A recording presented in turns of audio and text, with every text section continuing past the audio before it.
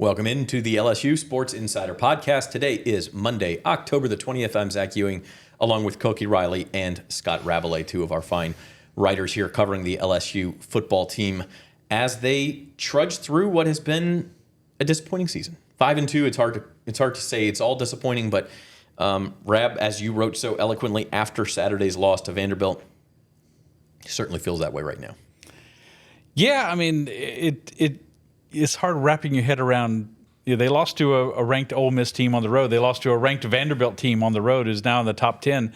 So these are not, on the face of it, bad losses. But even the LSU's wins haven't been great. They haven't looked great offensively. I mean, this Saturday's game was the first time.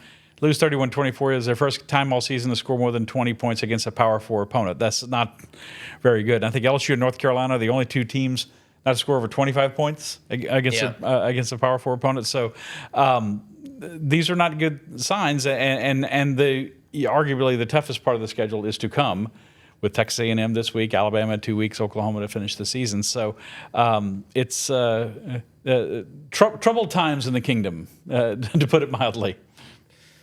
Yeah, yes, you do lose to two pretty good teams on the road with Ole Miss and Vanderbilt, and these are two very good offensive teams, so it's not a coincidence that these are the teams that do a number on LSU's defense. But at the same time, that's what the money's for, right?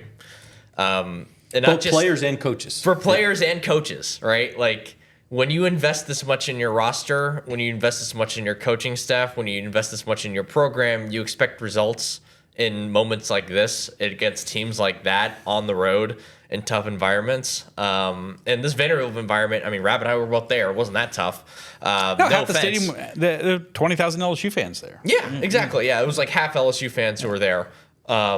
So with all that, when you factor all that context in, you got to do better than this. Yeah, I think so. And if you want to do better with your next new car, you can go to Jerry Lynn Cadillac. Command the road in a Cadillac where luxury, power, and presence come together. Experience it today at Jerry Lynn Cadillac. They are our title sponsor of the LSU Sports Insider, and we thank them for that. With segues like that, they're going to keep sponsoring us. I hope so. I hope they do. You deserve a Kelly contract with that. And segue. I hope you go to Jerry Lynn Cadillac for your next new car. Look, we talked about this, and everybody. I know that the context of the whole season. We talked about it all summer, Scott. Will they or won't they make the college football playoff? That defines success for this team. Right. I'm kind of done talking about it. If they don't go beat Texas A&M, it's over, right? For me, it's almost like a moratorium on playoff talk until if and when they beat A&M. Because at this point, you wrote this weekend, like it's really, really difficult to see them running the table, which is what they need to do. And unless that starts with a big win over Texas A&M on Saturday, it's almost not worth talking about. Yeah. The players were talking about it after the game, and they have to believe that, right? They have to say, we can still win out. We know we have to be perfect. We want to know every week, which has been their mantra all year. And I'm sure we're going to hear something of the similar vein from Brian Kelly at his weekly press conference on Monday.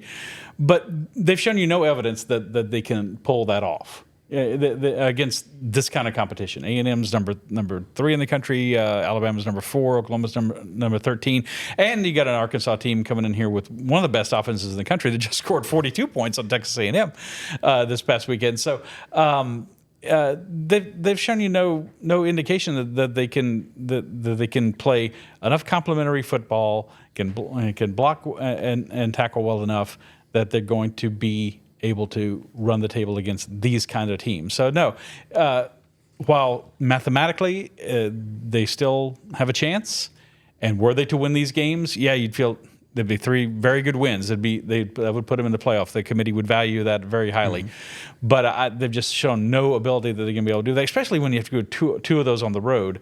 And they've lost to the 2 best teams that they've played on the road, and they're probably arguably playing one that's as good and maybe the best team they still have to play on the road in Alabama, and then Oklahoma better than maybe Vandy or Ole Miss. We'll see how Oklahoma plays Ole Miss this week, which we'll get to later. But yeah, Koki, I mean, I don't know how you feel about it, but technically every team has a chance at the college football playoff when the season starts, right? And technically LSU still does. I actually went and looked up the odds this morning. They're 10-1 to make the playoff now. LSU is, so mathematically it's a 10% chance. Like, it's not impossible, but I think you got to show you need to have a big win on your resume. Like right now, your biggest wins are Clemson, which they lost again this week, right? They lost to SMU. I'm not even paying attention to Clemson anymore. They're like 3-4. They're 3-4. And Florida, who just fired their coach this week. So those are your big wins. And South Carolina, who's also 3-4, right? I believe, yeah. You got to go that beat just got somebody. waxed by Oklahoma, by the way. Right. Yeah. For me to even entertain the thought of this happening, you got to go beat somebody. Yeah. But I mean, it's October 20th, and we're already talking about how LSU is not a playoff contender. And that kind of proves the point that we're all trying to make here, and that this is unacceptable. Like, we can't be sitting here on October 20th, given the money and the resources that they spent, and be like, well, we shouldn't even talk about the playoff anymore because, of course, they're probably not going to make it. Or, well, we need to see them actually win a big game for them to do that. It's unacceptable. It just is unacceptable, especially with everything they've put into this season in particular, not just the Kelly era in general, which that can be a whole other conversation, but into this season in particular, given what they have done to invest in this roster, invest in this coaching staff. This was supposed to be the year. Brian Kelly at the end of last season said, "We're taking receipts. We'll see you at the national championship." This team won't even it probably isn't even going to get into the tournament that gets you into that gives you a chance of getting to the national championship. He talked so much crap. I'm sorry to interrupt. He talked so much crap this summer. That's part of the problem too. It's been a lot of talk and not enough action, is what it's been. Yeah, exactly. This year and pretty much through the whole 4 years with Brian Kelly, quite honestly. And here's the other thing, and Koki, if you had more to say, please finish. But it's not just the fact that they've lost these games and that the playoff seems like a distant memory and everything. LSU feels like it has fallen in the pecking order of the SEC and of the national landscape. That's what happens when you lose to Vanderbilt. To your point, Scott. Like, I know Vandy's good. I know Ole Miss is good. But these are teams that historically were your little brother. I mean, you just sort of beat up on them, and you Ole Miss hasn't won the SEC since 1963. Vandy's never won the SEC. They've won a quarter of their games all time. They're good this year, but it's never acceptable for LSU to lose to Vanderbilt. And so for LSU, and it's rarely acceptable to lose to Ole Miss. For LSU to puff its chest out all summer and say, "Look at this roster we've got, and look at how good we're going to do, and we'll see you at the national championship," and then you lose to Ole Miss and Vandy, that does not compute in the heads of a lot of fans. It shouldn't. And I again, like the Vandy and Ole Miss thing is almost more of the fact that we live in a much different era of college football than we have in the last 50, 100 years, even with NIL and the transfer portal and the way those things have really evened out the sport, where it's become where there's just a lot more parity throughout the sport. And we can talk about that, but that's kind of its own separate conversation. But for LSU, like, they have done all the things that you should do to compete in this era. Exactly right. Yeah. Right? They've invested in NIL. They've invested in the coaching staff. They've recruited at a high level in the portal and in the high school ranks. So there's no excuse for these performances. What it really comes down to is that the coaching isn't there, the preparation isn't there, the lack of details in it. And this is where we can sort of get into the game and the specific mistakes that happened this week, because I feel like every time they lose a game, Brian Kelly talks about how they didn't get the details right. We need to be better with the details. But how many times do we have to talk about getting better at the details before we realize that the people who are teaching these players the details just aren't doing it the right way? Whatever's going wrong, that's just not going right now. Yep, good points, and I think you're right. And that is where your average LSU fan, who is not educated by the likes of this podcast, I might add, might sit here and think, how could they lose to Ole Miss and Vandy? LSU should never lose to Ole Miss and Vandy. These are really good teams. They were both favored over LSU, okay, and for a reason. Like, they're both college football playoff contenders, bona fide.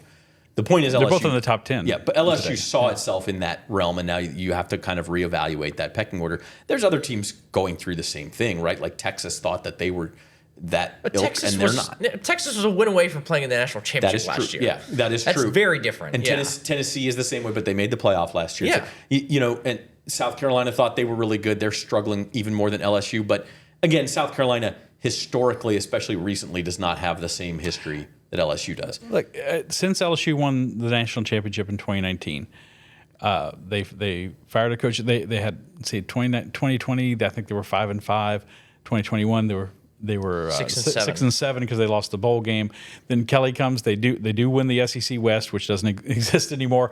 They have a Heisman winner with Jaden Daniels, been some good. But overall, as far as being a national championship contender, and in 2022 LSU was right there in the 14 playoff. If they could have somehow, they would have had to win at A&M to end the season and beat Georgia in the SEC championship game. But they had a chance, but since then they haven't really, seriously contended for a spot. And it's not with LSU, as Koki said, they spent the money in NIL. They spent the money to build and retain a roster. They spent the money on coaches. They spent the money on facilities. We toured last year, right? Yeah. All the LSU's facilities with the water, with the immersion beds, the water beds and the red light tables. Yeah, all that stuff. All these high tech gadget things. You've got the tradition. You've got the stadium. You've got the fan base. You have the recruiting base too, right? All the talent in Louisiana. Yeah. I mean, Tennessee, for example, would love to have a recruiting base in their home state like LSU does. Or Alabama. Well, they're Alabama, but they got to share the state with Auburn, and they've got to fight it out with Auburn. And Georgia's now got Georgia Tech, who's undefeated, who's they're dealing with at the moment. LSU's got all these advantages. Is it too much to ask that they can be one of the top 12 teams in the country and make the college football playoff? I don't think so. So when they don't, and when it looks like they're not going to, yet again, you have to ask questions and say, why is this not getting done? Why can't they get there? And yet, to Koki's point, the college football landscape has changed, and there are more good teams. But LSU seems to be doing at a base level, doing the things that it is required in the modern era to be good, and it's just getting lost in translation somehow. Yeah, and they were late to getting to those things, which is also another problem, right? Where it's like everything's reactionary, nothing's proactive when it comes to building this program and making the decisions necessary to compete in this era. And then, but like at the end of the day, like this all starts at the top. And when I say that, I don't really mean Scott Woodward exactly, because Scott Woodward's made some really good hires, right? Like Kim Mulkey wins the national championship as the women's basketball coach, becomes the first women's basketball team to ever win a national championship here at LSU. Jay Johnson wins 2 baseball titles in 3 years. I'm not saying might have been the best hire in any sport in the country in that time period. Yeah, exactly. Really good hire. Yeah, it was an amazing hire, and I'm not saying Scott Woodward's bad at his job, but with this Brian Kelly hire, we've got to talk about it. We've got to reevaluate it. Like we're kind of at that point. Like when you lose to Vanderbilt on the road, and you have top 5 Texas A&M coming in this week, and I don't think anyone's going to think that they're going to win this game. With Alabama after that, I think now's the time. Well, we have talked a lot about the Vandy loss, and if you want more specific, you can check out our post-game show from Saturday. That is on the LSU Insider YouTube feed. While you're at it, subscribe to the channel, hit the like button, all of that good stuff. And you guys talking about the water beds and the hyperbaric chambers and all these things. Like, if the Advocate brass is listening, I feel like I'd be a better podcast host with a massaging chair. I'm just saying. Well, it's a new chair in a box sitting off camera, so maybe there is. Maybe and by the way, for you. that box over there says chilly armchair. That is not what Brian Kelly is in now. He's in a much more warm armchair. It's still comfortable because of his salary, but it's getting warm. And so we're going to spin things forward. We'll talk a little bit about A&M, the injury situation, and also what Brian Kelly needs to do the rest of this season to get out of that chair right after this on the LSU Insider Podcast. Louisiana's biggest country music festival, Boots on the Bayou, starring Chris Stapleton, Cody Johnson, October 31st and November 1st at the Lamar Dixon Expo Center with Riley Green, Parker McCullum, Carly Pierce, and many more. Get tickets now at VOTBmusic.com. Boots on the Bayou, where country comes alive. You know how far I've gone, now I'm home again. I'm feeling more alive these days than I've ever been. At the Baton Rouge Clinic, our sole focus is to provide exceptional health care for your entire family so that you can get back to doing what you love most. We are caring for generations. You give me love, give me love. do the commercial too. Yeah, but they just give me one line. Bet like a Caesar. Like, we're going to sit here and we're going to tell them how Caesar's Sportsbook is just so easy to use that you can watch and bet thousands of sports events, even some NFL games. They'll probably show us betting on our favourite players and teams at all the Vegas hotspots too. Like, we have time for that montage. I told him I couldn't do it. They couldn't afford me. I think the biggest thing that separates us is our people. We have a really amazing staff that really care about their customers, really care about our product. At Jerry Lane Cadillac, we value trust and transparency above all else. We have a little bit of something for everyone, so whether it be the 2025 Escalade, any of the smaller crossover vehicles, the XT4, 5, and 6, we've also got a wide variety of new EVs, including the 2025 electric Escalade IQ. I think the product lineup right now is the best that it's ever been in Cadillac. Welcome back to the LSU Sports Insider Podcast. It's brought to you by Jerry Lane Cadillac. Zach Ewing hanging out with Koki Riley and Scott Rabalais. Part of the situation for LSU, not an excuse, but a complication, let's say, are the injuries. And today's injury report is brought to you by the Baton Rouge Clinic, your trusted healthcare provider in the heart of Baton Rouge. Whether you're in need of primary care specialist services or urgent care, the Baton Rouge Clinic has you covered with a team of dedicated and experienced professionals. Visit BatonRougeClinic.com to learn more or to schedule your appointment today.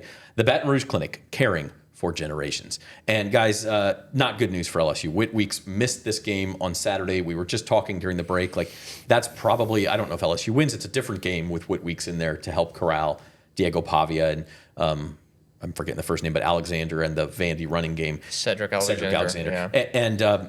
And then the other thing is that Tyree Adams goes out in the first half with an ankle injury. Looks like maybe a high ankle sprain. CBS Sports reporting multi-week injury that he definitely will not play against Texas A&M. This is all not good news. No, it's especially when you were already struggling on the right side of the offensive line, Weston Davis, and we talked about that ad nauseum.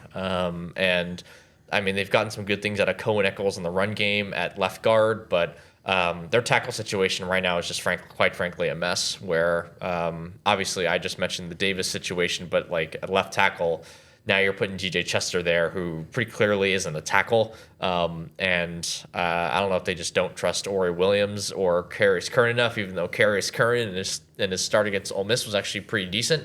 And it is like, I mean, if you want to talk about, again, like, playing for the national championship and making the college football playoff and having all these big designs, like you have to put the best players on the field at important positions, and quite frankly, it just doesn't seem like they're doing that at either tackle spot at the moment.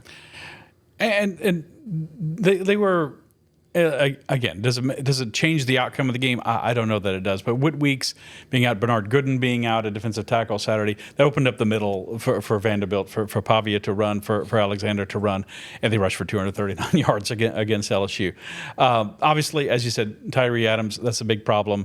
They've had problems along the line. Braylon Moore was hurt at one time, and they moved DJ Chester around, and he was not looking good at left tackle. But that said, this team hasn't been able to block anybody all season long effectively. If we were playing defense and the three of us are rushing and the defense is dropping 8 into coverage, one of us is getting to Garrett Nussmeier. Let's not get carried away now. No, I'm being facetious, but I got pretty twitchy. I'm being facetious, but I mean, but honestly, we've seen teams with. I think Vanderbilt did it. They got to him with 3 guys. They like sandwiched him with 3, rushing 3 guys Saturday. So injuries are making a bad situation worse, but it's been a bad situation all season long. They can't block, and it's been the crux of LSU's problems, because I've been like, man, the receiver's not getting open. Well, Nussmeier is just, and look, I admit I gave grades to all the positions last week, and I gave them like a C. I'm grading on the curve because he'd only been sacked like 1.17 times per game, but I was an idiot. Okay, the offensive line has been bad all year long, and they're not blocking, and he's running for his life, and the receivers can't get open because the routes can't develop, and of course they can't run the ball effectively either. So it's bad. But softest grader ever. I would like to go back and reevaluate I think you just that grade. It right there. Yeah, on the podcast. it's a D at best. Yeah. okay, Rab demands the double team. I'll take my guy Koki, free run to the quarterback. Maybe that's our plan here. Then something's getting home. That's right. Yeah, I got that twitch off the edge. That's right. You know, yeah. Just kidding. But in all seriousness, like Braylon Moore and now Tyree Adams are probably been your two most reliable offensive linemen all year long. They've both now missed time. It's not good. It certainly doesn't help what was already a question mark for this team. And they're going to be facing a really damn good defense on Saturday night, by the way, in Texas A&M. So our full preview pod on that will be Thursday. But like, this is really bad timing for this. Yeah, absolutely. And then you have Alabama after that with the bye week in between, and that's going to be on the road. So at least this Texas A&M game is at home. But and again, I guess the weakness of this A&M defense has been this A&M team has been their defense. If they've had a weakness, right? They just gave 42 points to Arkansas, so they've been perfect. And 40 at Notre Dame. I don't know if they've been that great. Yeah, they're not as good as LSU. I guess I'm thinking more of. But their offense has Auburn, been but fantastic. everybody's shut down Auburn, so I'm thinking. Yeah, I mean, everyone shut down Auburn, to be fair, but and they also shut down Mississippi State, which is a terrible offense. But I think that like the strength of this A&M team is their. I mean, we'll get to it on Thursday, but their offense is a juggernaut. They run the ball incredibly well. They have a quarterback who's really figured it out with a much better receiving core this season. The offensive line's good. Their offense is no one's stopped them really this year. If they haven't scored upwards of 30 points, it's because they've stopped themselves. It's not because of anybody else. So and to that point, we won't have an update on Whit Weeks until probably Wednesday. Brian Kelly may say something today, but probably a tangible update Wednesday, and he's going to be important for them to get back as well. Okay, so that's our injury report. We're going to move on and talk a little BK, because I think that's the other part of what's going to happen over these last 6 weeks of the season, 5 games, 6 weeks of the season. And I don't know. I mean, like, there were people last year, Rab, who would like, oh, Brian Kelly's got to go. He's not the guy. He's not the right fit. Fit thing always bothered. Nick Saban wasn't a fit either. I mean, he's a Midwestern guy too. Yeah, and Ed Orgeron was a great fit, and you fired him 2 years after winning a national title. The fit thing never really made sense to me, other than we just want to win more. It doesn't make any sense, period. Yeah, the problem is he ain't winning. And in the non-chilly armchair that he now finds himself in. The warm chair. Yes. What does he get out? What does he do to get out of this? Besides the obvious of, oh, hey, run the table, make the playoff, easy button. Is there anything else he can do? Well, he's not winning the big games, for the most part. They're 5-10 against ranked teams. You know what Ed Orgeron's record was against ranked teams? You care to guess? 10-8. 21-13. Oh, wow. Yeah, that's a lot of games. That's a lot of ranked games in a longer period of time than Kelly has been at LSU. But I guess I should, because there was like 8 of them in 2019 Yeah, and he had some clunkers. Yeah. Kelly hasn't had a whole lot of clunkers against unranked teams. He had the clunker to Miss State to start the 2020 season and at UCLA in 2021. But overall, a really respectable record against ranked teams. And so they're not winning a lot of the big games. 5-10 is not good compared to what he did, what Les Miles did against ranked teams, what certainly Nick Saban did against ranked teams. So that's the big question. Kelly's respectable. It's a respectable record overall. 34-13 is not horrible. It's not what Billy Napier just got fired for. But it's kind of in that James Franklin territory, isn't it? Against the better teams on your schedule. So. Now LSU to start the season, had what you thought was a signature win. They finally get off the schneid in season openers. They beat the number 4 Clemson team on the road, but and so they're 1-2 against ranked teams so far this season. South Carolina was ranked early in the season, like number 13, but those teams are all 3-4. Like you said, their 3 best wins are against teams that are currently 3-4 in Clemson, Florida, and South Carolina. So it's doing it in the big games, and again that begs the question: what makes you think they're going to run the table against A&M, Alabama, and Oklahoma with Arkansas and Western Kentucky thrown in? Nothing really, and so that's the big indictment against Brian Kelly at this point. Koki? The bottom line, to me, there's nothing unless he runs the table. Like, to answer your original question, because we came into the season being like playoff or bust, playoff or bust, playoff or bust. Look how much money that I feel like a broken record right now, but like, look how much money they invested in the team. Look how much money they invested in the coaching staff. Look how much money they invested in this program. And to be like, well, if they go 9-3 or 8-4, then maybe he can save his job. I don't know, because like after this Vanderbilt game felt like a turning point. It felt like the point of maybe no return in terms of whether you believe that this program can get to where it needs to go under this leadership. That's what it felt like to me. I don't know about anyone else on this panel. It's really interesting you say that, because I was just looking this morning, and these were not the games that got Les Miles and Ed Orgeron fired, but it felt like for Les Miles there was back-to-back losses to Arkansas and Ole Miss in 2015. Ole Miss was good that year. That was not a terrible. I mean, I think LSU lost by 3 touchdowns. But that was a decent Ole Miss team. It wasn't like a terrible loss, but it just sort of felt like the beginning of the end. And then sure enough, a few games into the following season, he was fired. For Ed Orgeron, it was the loss at Kentucky. That was a top 25 Kentucky team. Again, not a bad loss. It felt like the beginning of the end. Is this that for Brian Kelly, Rab, or are you not ready to go that far yet?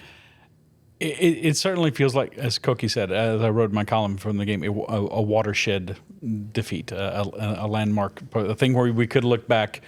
The story of this season has not been completely written. And like I said, they're going to say, he and the LSU players are going to say, we go 1-0 every week, we're going to go to the playoff. And that's true, but just don't feel like they will.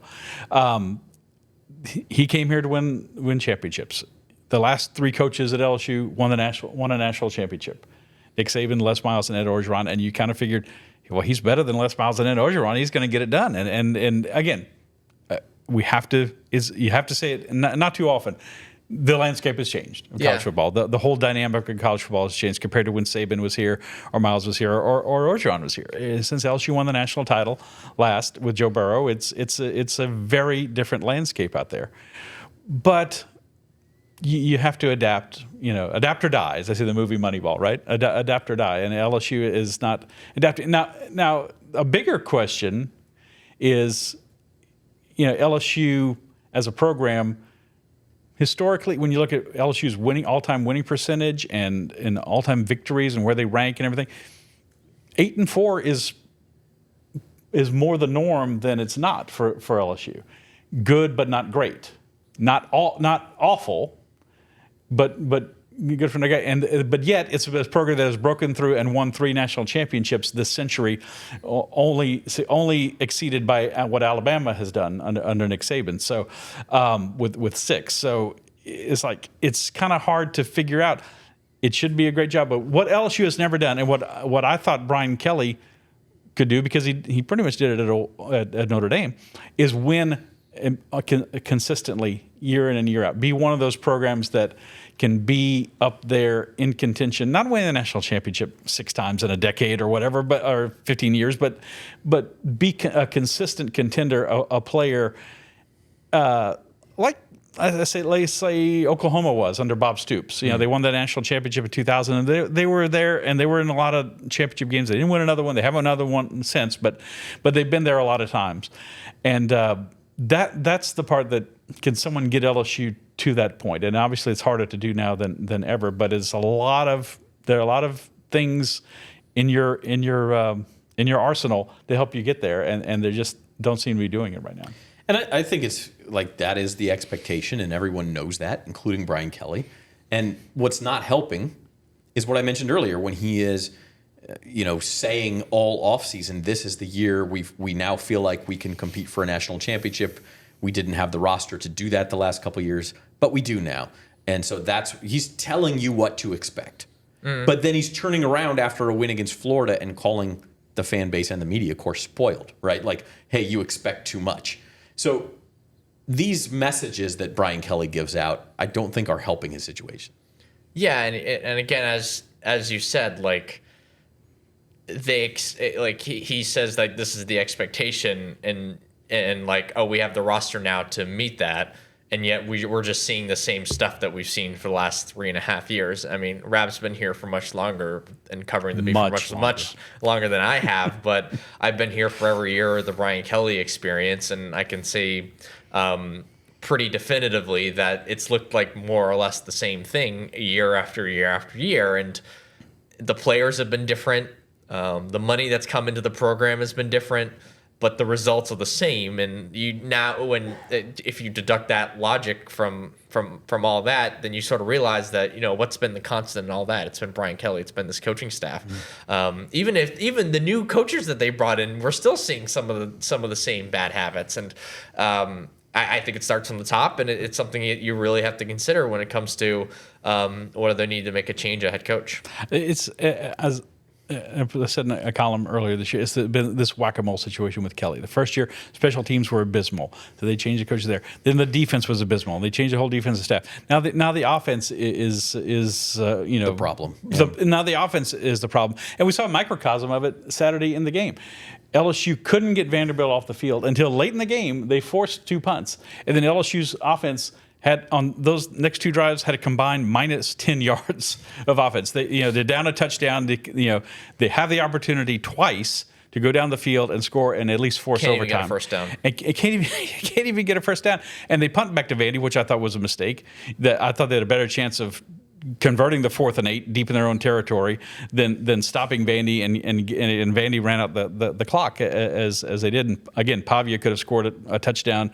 Instead, he purposely fell down at the 1, or they beat LSU by 2 scores. And people there's even more on fire maybe than it was. But that's been the microcosm thing. There's always something that has tripped them up, and this year it's the offense where. And again, none of us were saying this. They're spending all this money in the transfer portal. They need to go get more offensive linemen.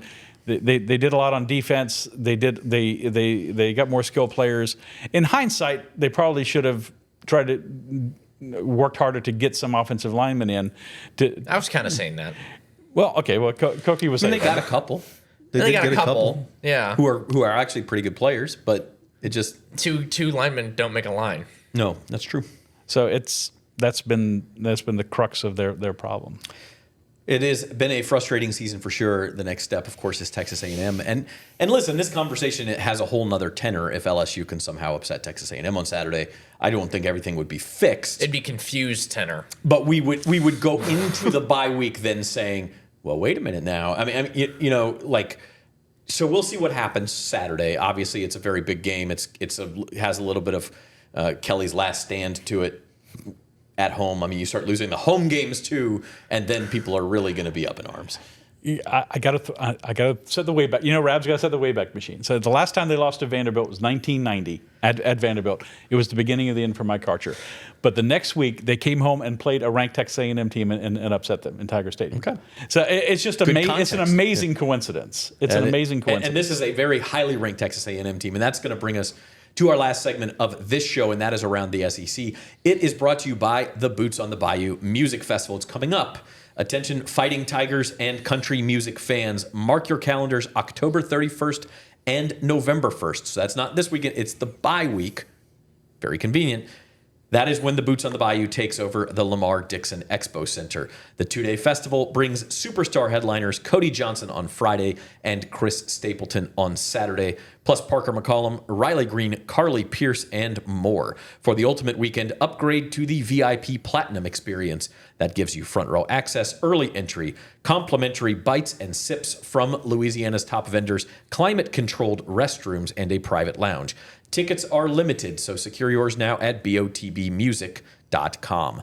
Okay, around the SEC real quick, Texas A&M and Alabama look like the favorites to meet in Atlanta right now. I mean, Texas A&M has 2 difficult road trips coming up. They have LSU on Saturday, then they have their bye week, then they have at Missouri. If they even split those 2, they're pretty well cruising at least to the playoff. I mean, they play Texas to end the year, but you're looking at a maximum of 2 losses if they can split those 2 games. I think their other games are like Mercer and South Carolina at home.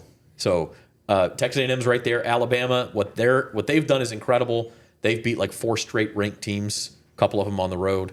And so those in my book are your 2 teams, Koki. Yeah, I completely agree. Those are the number 2 and 4 teams in my poll. So, and I think Georgia's still Georgia's probably your third still wheel, got a pretty good shot. Even though, I mean, their schedule, I mean, no one's schedule is easy in the SEC. So it's kind of those three teams all have the best shot at the moment, pretty clearly, I'd say. Oklahoma losing to Texas kind of derails that because their schedule is like extra hard the rest of the way. But Ole Miss is there as well. Yeah, Ole Miss is there as well, but they just lost to Georgia, so they're going to be. If they can them. win at Oklahoma, though, you have to say Ole Miss has a chance. has a very good chance. Their schedule softens up considerably down the stretch. Exactly. But I mean, the elephant in the room with this around the SEC conversation is the Billy Napier news. Florida moves on from him after a win. After a win, but you have to win. say that if you look back and we're talking about like the beginning of the end losses, that South Florida game, losing by two scores before you even get into the thick of SEC play, like that felt like the beginning of the end Now, for South him. Florida's in your poll, probably, right? Yeah, they are, Yeah, but it's they're a still good team. like an existential loss for them, right? And they beat to my point, to what I was saying, alluded to, they beat Mississippi State Saturday at home, but they had a play where they had 12 men on the field for on a special teams play, and they got a fortunate State's driving right at the end, and they for maybe to a game-winning field goal, and they get an interception from a defensive lineman, I think. Yeah. So they lucked into a win. So that was kind of the Billy Napier era in a nutshell. It was like when they fired Les Miles in 2016. They scored the winning touchdown against Auburn, but they snapped the ball after the clock ran out. So it was very perfect. It also reminds me of Coach O going out with a win. And that was a better A&M. win. A&M was a better team than Mississippi State, but like kind of having this triumphant moment, even knowing probably that was going to be the last one. That's right. So of course, that will be a huge conversation as we go into the end of the season. Is who will Florida hire? I know Lane Kiffin has been the name bandied about, and I don't actually know if Florida's a better job than Ole Miss is right now. That's a very good question. But if Lane Kiffin took that job, that would have another big opening in Oxford. So, and obviously we could be having that discussion here in Baton Rouge as well. So that is around the SEC. That is our podcast for today. We will be back Thursday to preview LSU versus number 2. Is it number 2? Number 3 overall. Number 3. Two in the Koki, 3 in the AP. Ohio State and Indiana are the top 2, and then A&M is number 3 in the AP poll. Number 3, Texas A&M. So we will be back with that. Our producer today was Molly Ballinger. He's Koki Riley. He's Scott Rabalais. I'm Zach Ewing. Go Mariners, Game 7. We'll see you next time.